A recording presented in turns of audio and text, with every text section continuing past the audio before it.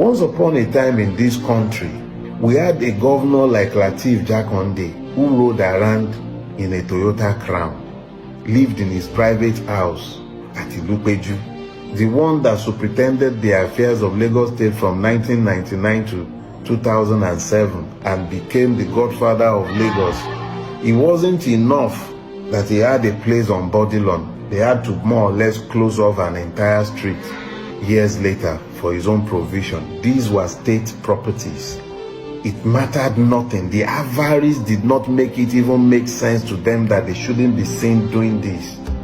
Lagos State Polytechnic Ikosi, what became of it? It became this private empire. Etiosa local government on Glover Road.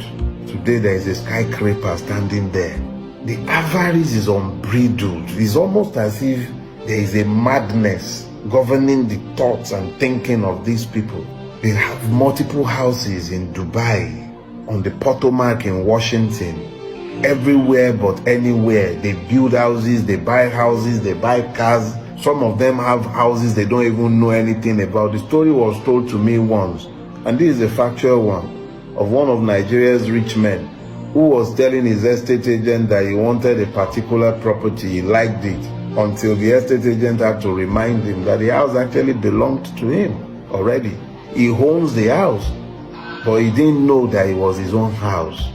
That is the extent of avarice and how it has maddened them and turned them into insane people, amassing things that are not required or would ever be needed. And that is the story of the Nigerian ruiners. They gather everything. What they need, what they don't need, they gather it all. If you visit some of their homes, you barely have enough space to walk in, because everywhere is chock-a-block with cars that they don't need. They just amass everything. They are hoarders. It is the reign of avarice. It's a form of madness for the Nigerian ruiners. But all these have effects. You find them, they run off to the Barbados to have parties. Their birthdays. So it's not enough to have destination weddings. They are having destination birthday parties now. They go off to ever more exotic islands so that the people they afflict might not even see the crumbs from the table of the parties that they set for themselves. This is the reality of the Nigerian. But these things have effect because it's always about cause and effect.